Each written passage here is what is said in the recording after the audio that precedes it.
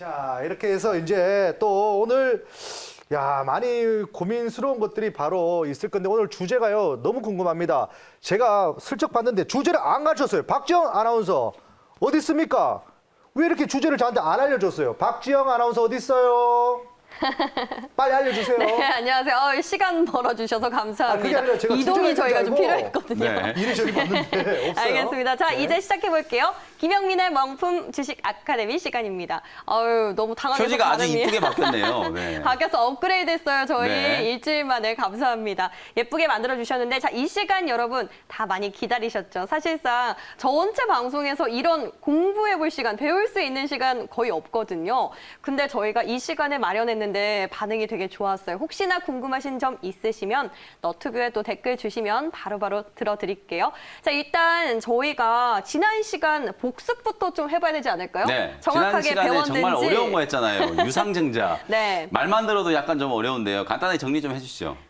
제가 정리하기는 좀 부끄럽고 사실 유증을 배웠는데 바로 네. 어제장에서 그걸 좀 응용해 볼 수 있는 이슈가 터졌어요. 그렇죠. 포스코 케미칼이었습니다. 사실 이 포스코 케미칼이 유증을 한다 이런 소식이 나오면서 주가는 급락을 했거든요. 네. 일단 첫 번째로 물량이 풀리니까 그렇죠. 주식은 빠질 수 있는데 두 번째 저희가 여기서 배웠던 거 목적을 봤더니 2차 전지 소재와 관련된 사업에 투자를 한다. 맞습니다. 근데 2차 전지 사업은 굉장히 유망한 사업이잖아요. 그렇죠. 정부도 밀고 있고. 맞아요. 그래서 그 목적을 봤을 때 만약에 제가 주주였다면 팔지 않고 좀 갔을 것 같아요. 매니저님 믿으니까. 그렇죠. 지난주에 이 명품 주식 아카데미를 이제 시청하셨던 분들이라면 맞아요. 아마 포스코 케미칼의 유상증자 공시를 보고 두려워하지 않으셨을 거라고 저는 않으셨을 믿거든요. 거예요. 제가 지난주에 믿습니다. 이제 꿀팁이라고 말씀드렸던 두 가지 포인트.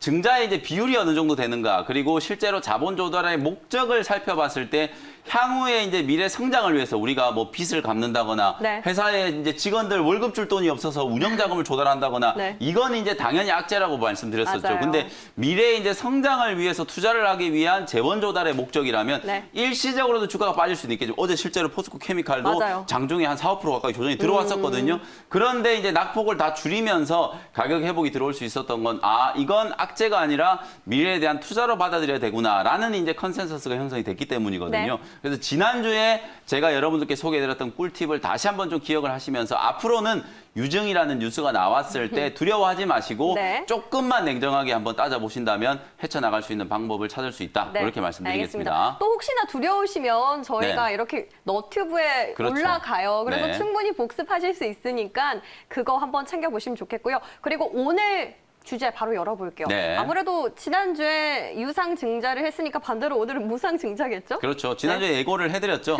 오늘 주제는 이제 무상증자에 대해서 얘기를 좀 해드려보도록 하겠습니다. 네. 자, 무상증자란 무엇인가? 일단 개념부터 네. 드릴게요. 말 그대로 이 무상증자, 네, 다음 슬라이드 보면은요, 무상증자의 이제 사전적 개념.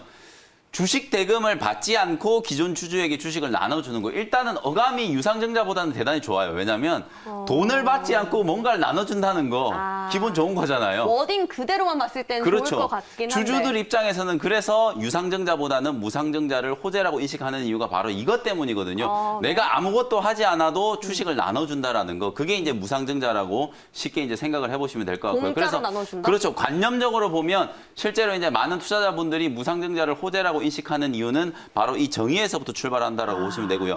무상증자 그럼 효과. 네. 아니 아무 돈도 들어오지 않는데 회사는 왜 무상증자를 하는 건가? 그러네. 주주들한테 뭔가 좀 좋은 어드밴테이지를 주기 위해서 하는 건가? 뭐 그런 생각을 언뜻 해볼 수 있잖아요. 그렇죠. 실제로 무상증자의 효과는 회계적으로 자본을 확충하기 위한 거예요. 쉽게 얘기하면은 회계적이 포인트. 그렇죠. 회계적인 게 포인트고요. 조금 더 정확하게 얘기하면 자본이라기보다는 자본금을 확충하기 위한 효과예요. 회사에 방금 말씀드렸던 것처럼 현금 유입이 하나도 없는데 네. 현금 흐름은 하나도 없어요. 근데 자본금이 어떻게 확충되느냐? 다음 슬라이드를 한번 보면서 설명을 드려볼게요. 아우, 또 어려운 내용인데요. 대차 대조표가 나왔습니다. 네, 여러분들 이런 내용은 기억하실 필요가 없어요. 그냥 제가 설명드릴 때 그런 거구나라고 네. 이해만 하시면 되거든요. 네. 우리가 이제 대차대조표라고 하는 거, 소위 말해서 이제 밸런스 시트라고 하는 게 뭐냐면 기업들의 이제 회계를 하나로 이제 표현을 해놓은 차트라고 생각하시면 되거든요.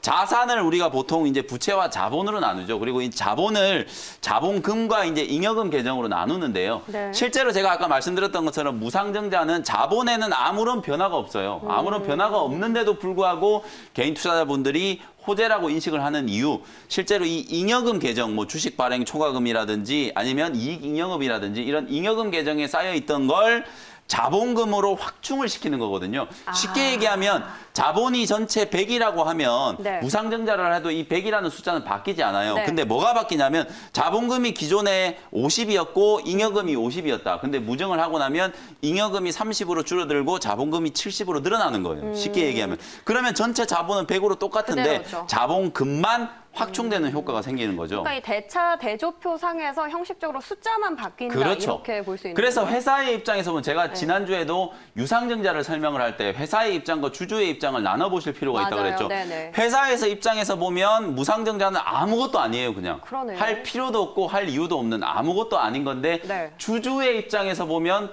호재로 인식이 된다. 그 이유를 우리가 따져보면 무상증자 공시가 나왔을 때 어떻게 대응을 해야 되는지를 알 수가 있겠죠.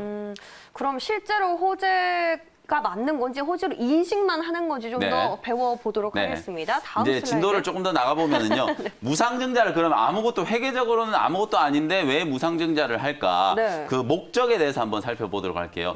아주 이제 거창한 얘기인데 우리 정보경제학에서 시그널링이라는 이제 용어가 있어요. 네. 말 그대로 시장에 뭔가 신호를 보내는 거죠. 어떤 신호를 보내는 거냐면 아까 제가 잉여금에 있던 걸 자본금으로 확충한다 그랬잖아요. 네. 그러면 무상증자를 할 수 있는 회사는 그래도 재무적으로 어느 정도 좀 잉여금이 탄탄한 있어야. 그렇죠. 잉여금이 있어야 무슨 자본금에 넘기지. 편입을 그죠. 하든지 할 네. 거잖아요. 그래서 우리 회사는 재무적으로 아주 탄탄한 회사다라는 걸 이제 시장에 시그널링을 보내는 거죠. 그래서 이게 호재로 이제 인식이 되는 거고요. 네. 두 번째는 자본금을 확충하는 이유가 또 있어요. 어떤 경우일 때는 자본금이 좀 늘어나야 되는 경우가 있거든요. 요거는 제가 조금 이따가 사례를 통해서 설명을 자세히 좀 드릴 거고요. 알겠습니다. 그리고 마지막으로 가장 일반적인 경우인데요.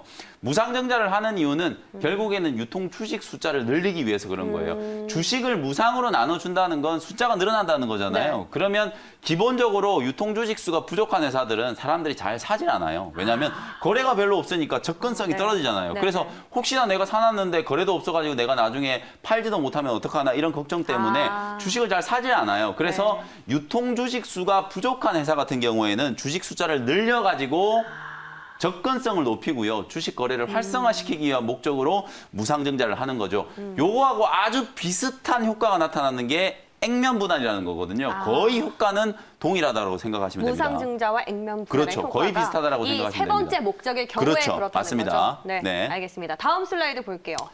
그러면 이제 실제 얘가- 사례를 통해서 네. 설명을 한번 드려보도록 할게요. 바로 이 코리아 센터라는 종목이 이제 네. 무상증자를 했는데 제가 이제 차트가 이제 조금 작아서 잘 보이실지 모르겠는데 요 즈음에 이제 코리아 센터라는 회사가 무상증자 공시를 발표를 했어요. 근데 네. 공시를 발표하고 나서도 주가가 제법 강하게 상승을 했었죠. 그리고 나서 이제 권리락이 될 때까지 이렇게 쭉 상승이 들어오면서 거의 한 40% 가까운 이제 시세가 분출이 됐다라고 네. 보시면 돼요. 그리고 여러분들이 딱 주목해야 되는 포인트가 권리락이 되는 날 이렇게 장대 양봉을 만들면서 주가가 급등하는 케이스들이 되게 많거든요. 이런 상황이 왜 벌어지는지를 제가 좀 더 자세히 한번 말씀드려 볼게요. 네. 다음 슬라이드 한번 살펴보도록 하겠습니다. 실제로 코리아 센터가 이제 무상증자를 결정을 했는데요. 공시 내용 그대로라고 보시면 돼요.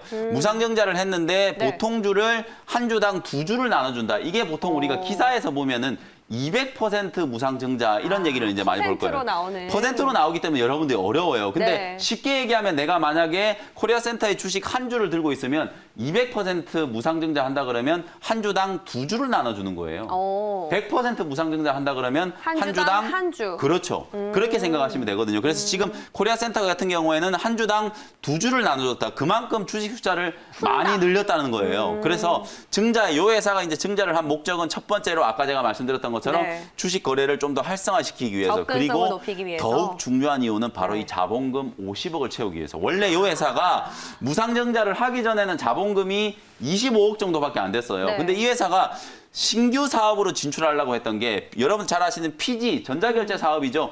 PG 사업에 진출을 하려고 하면 네. 우리나라에서 규제를 딱 해놓은 게 자본금이 50억 50억이 이상 되는 돼야만 회사만 한다. 할 수 있는 거예요. 그래서 이런 목적으로 무상증자를 하는 거예요. 제가 아까 그렇구나. 말씀드렸던 이유 중에 네. 자본금을 확충하기 위한 목적이다라는 게 바로 요 내용이라고 생각하시면 되거든요. 그래서 코리아 센터 같은 경우에는 원래는 자본금이 25억이었는데 한 주당 2주를 나눠주면 네. 자본금이 쉽게 얘기하면 3배로 늘어나는 거잖아요. 맞아요. 그렇죠? 그렇죠. 그러면 네. 자본금이 이제 75억이 됐기 때문에 피지 사업에 진출을 할 수가 있게 된 거죠. 그러면 여러분들이 판단했을 때 이 무상증자는 당연히 호재일 수 있겠구나. 그러네요. 새로운 사업에 진출할 수 있는 발판이 되고 주식 거래도 활성화가 됐기 때문에 요 전 슬라이드 다시 한번 좀 보여주시면은요. 네. 그래서 실제로 주가가 무증을 발표하고 권리락 이후에도 주가가 이렇게 추세적인 상승이 올라갔다. 나타나고 있는 거다라고 이해를 하시면 되거든요. 근데 궁금한 게 매니저님, 네. 이 다음 슬라이드 보면요. 아까 네. 중요한 내용이라는 피지 사업에 진출한다.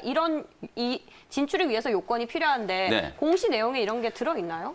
바로 그거예요. 아주 날카로운 질문인데요. 정말 짜지 않았어요? 실제로 이게 공시 네. 내용에는 유상증자에는 유상증자의 목적이 나오거든요. 맞아요. 지난주에 목적이 제가 분명히 있었어요. 목적을 보여드렸을 네. 거예요. 근데 없어요. 무상증자에는 어디를 찾아봐도 없어요. 그래서 그럼 어떻게 이거는 알지? 네. 발품을 좀 파셔야 돼요. 기사를 여러분들이 검색을 해보신다거나 네. 회사에 직접 IR 담당자한테 이거 갑자기 무상증자 왜 하는 거냐 질문을 하시거나 정보를 좀 알아내셔야만 정확한 판단을 할 수 있다는 거. 실제로 제가 요 내용도 기사를 검색하면서 찾아낸 내용이거든요. 그래서 무증은 공시 내용에 목적이 무상증자의 없다. 목적을 공시할 의무가 없어요. 그래서 무증의 목적을 여러분들이 찾아내시는 게 아주 중요한 포인트다. 이렇게 말씀을 좀 드리겠습니다. 회사 네. 측에서는 전문가님, 네. 네. 저 다름이 아니라요. 전문가님? 네. 네. 말씀하시죠. 좀 무증하면 그러면 목적이 좋은 의미면 네. 이게 어떻게 보면 주가가 올라간다고 했잖아요. 그렇죠. 제가 가지고 있던 주식 중에요. 한 5월 달쯤에 무증을 했습니다. 네. 목적도 좋고 좋았어요. 그래서 들고 네. 있는데 내년에 갑자기 유증을 한답니다. 네. 주가가 확 떨어졌거든요. 그러니까 악재와 무증했다, 유증했다. 왜 네, 그러죠? 호재와 악재가 이제 공존하는- 겹친 거죠. 네. 그러면 이제 모르겠네요. 실제로 네. 호재가 조금 희석될 수밖에 없는 이제 그런 이슈라고 생각하시면 되고요. 종목이 뭐 어떤 종목인지 모르겠지만 보통 이제 무상증자가 이제 나오는 타이밍이 되게 중요해요. 주가가 막 천정부지로 이렇게 올라간 상태에서 무상증자 호재가 나오면은요. 대부분 차익 매물들이 좀 나오면서 주가가 빠지는 경향이 좀 심해요. 특히나 제약바이오 종목들이 많은 그런 케이스가 있었거든요. 올해도. 맞습니다. 그래서 네. 여러분들이 무상증자 공시가 딱 나왔을 때 내 네. 종목이 그동안에 왜 올라갔는지 모르겠는데 자꾸 오르는 경우가 있잖아요. 네. 그럴 때 딱 피크 지점에서 무증 공시가 딱 나와버리면 이거 무증 이슈 때문에 미리 주가가 올랐구나. 그러면서 단기적으로는 차익 실현을 딱 한번 하시는 게 좋은 매매 전략 중에 하나가 될 수 있습니다. 네, 알겠습니다. 뭐 지금 너튜브 댓글이 올라오고 있는데 네. 어렵지만 또 재밌게 배우고 계시다는 분들도 네. 많거든요. 그러면 우리 다음 사례도 있을까요? 네. 네. 사례를 하나 더 준비해 왔어요. 좀 들어가 주세요. 이제 요 사례까지 이제 보시면은 여러분들이 이제 어렵다는 생각이 안 드실 거예요. 이게 이제 네. 여러분들 잘 아시는 이제 제약바이오 종목 중에 이제 알테오젠이라는 종목이에요. 역시나 이제 이 회사도 무상증자 공시가 나왔어요. 제가 네. 방금 얘기했던 것처럼 방금 코리아센터는 무증 공시가 나온 날 장대 양봉이 나오면서 그날 거의 한 16% 가까이 급등이 나왔는데 알테오젠은 이렇게 무증 공시가 나왔는데도 주가가 전혀 반응이 없어요. 왜 그러냐면 이미 여러분들이 보시는 것처럼 바닥에서 어마어마하게 크게 상승을 해가지고요. 무상증자라는 재료가 나왔는데도 불구하고 주가가 반응 자체가 별로 없는 거예요. 왜냐하면 그러네요. 이미 상당히 많은 호재들로 주가가 많이 상승을 해 있는 자리이기 때문에 피크 지점에서 무증 공시가 나온다라고 하더라도 반응 자체가 밋밋한 거죠. 근데 여러분들이 주목해야 되는 네. 부분은 자 무상증자라는 건 주식을 공짜로 나눠주는 거라 그랬죠. 네. 알테오젠 같은 경우에는 요때 100% 무증을 했어요. 한 주를 가지고 있는 분들에게 한 주를 무료로 드린 건데 공짜로 드린 건데 그러면 당연히 이 당시에 주가가 예를 들어서 30만 원이었다. 그러면 주식 한 주를 공짜로 나눠주는데 주가가 계속 30만 원에 있으면 이상하죠. 이상하네요. 시가총액이 2배로 늘어나는 거잖아요. 그러네요. 그런 일은 있을 수가 없어요. 당연히 그러면 권리락이라는 걸 통해서 주식을 한 주 더 주는 대신에 주가는 반으로 줄어들어야 되겠죠. 그래야 시가총액이 변하지 맞죠. 않잖아요. 네. 그러면 어떤 현상이 생기냐면 하루아침에 내가 들고 있는 주식이 30만 원짜리가 권리락이 되고 나면 15만 원으로 바뀌어요. 그러니까 반토막이 나겠네요. 그럼 어떤 생각이 드냐면 심리적으로 주가가 갑자기 싸 보이는 거예요. 이게 이제 바로 착시 효과라고 보시면 되거든요. 다음 슬라이드 한번 넘겨보면은 네. 알테오젠이 방금 제가 말씀드렸던 것처럼 100% 주당 한 주를 주는 이제 100% 무증을 했는데 네. 많은 제약바이오 기업들 특히나 시젠이나 알테오젠이나 이런 기업들이 원래는 주가가 몇만 원 하던 애들이 막 30만 원, 40만 원까지 급등한 케이스들이 많잖아요. 네. 그런 기업들이 무증을 하는 목적은 한 주당 가격이 너무 비싸니까 가격을 좀 떨어뜨리는 거예요. 그러면 실제로 주가가 많이 안 오른 것 같은 착시 효과가 생기기 때문에 그전 슬라이드로 다시 한번 넘어가 주시면 분할 그렇죠. 이랑은- 권리락이 되고 난 그날은 주가가 이렇게 반응을 하는 거예요. 이날 거의 상한가 가까이까지 급등세가 나타났거든요. 이런 식의 투자 포인트. 그러면 다음 슬라이드로 넘어가 보면요. 한 장 더. 마지막으로 이제 투자자를 위한 이제 무상증자의 꿀팁. 중요합니다. 사진 찍어주세요. 가장 중요한 거예요.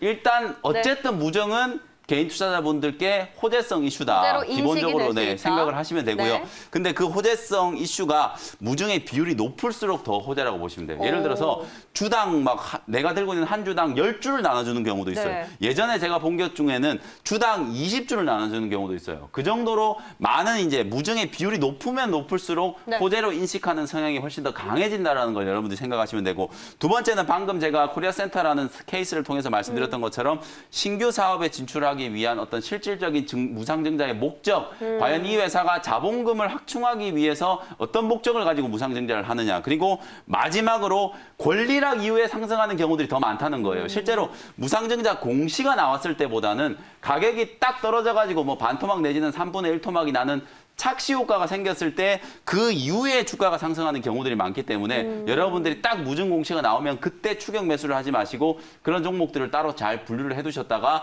권리락이 딱 되고 나서 주가가 예를 들어서 100% 무증을 하고 나면 주가가 반토막이 나잖아요. 네. 그 자리에서 상승하는 경우들을 여러분들이 잘 캐치를 해내신다면 네. 수익을 낼 수 있는 기회가 좀 늘어나겠다. 알겠습니다. 이렇게 꿀팁을 자, 정리해드리겠습니다. 여기서 꿀팁 뭐 두 가지만 정리하자면 일단 하나는 목적을 꼭 회사에 물어보시고 판단하셔야 네. 될 것 같고요. 그리고 권리락의 시점을 잘 챙겨보시면 좋겠습니다. 자, 오늘 무상증자 이슈는 저희 여기까지 할게요. 안녕!